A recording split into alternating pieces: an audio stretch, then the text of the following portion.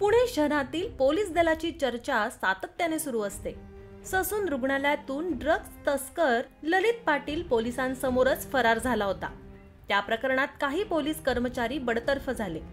हे प्रकरण शांत होत नाही तोपर्यंत आणखी एका पोलीस कर्मचाऱ्याचा प्रताप समोर आलाय।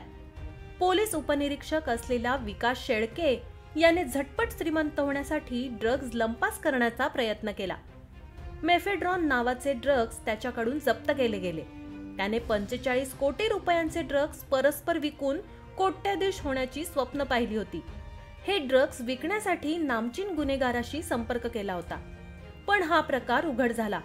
या प्रकरणात त्याला अटक करण्यात आली आहे। त्यानंतर पोलीस चौकशीतून आणखी 2 कोटींचे ड्रग्ज त्याच्या मोटारीतून जप्त करण्यात आले। पिंपरी चिंचवडमधील निगडी पोलीस ठाण्यात पोलीस उपनिरीक्षकपदी विकास शेळके कार्यरत होता। प्रकरण उघड झाल्यानंतर त्याचं निलंबन करण्यात आलं। त्याच्याकडील 44 कोटी 79 लाखांचे MD ड्रग्जही जप्त करण्यात आले। त्यानंतर विकास शेळके याला अटक करण्यात आली। त्याची कसून चौकशी केली, त्यानंतर त्याने आपल्या मोटारीत आणखी ड्रग्ज असल्याचं सांगितलं। पोलिसांनी मोटारीतील ड्रग्ज जप्त केले आहेत।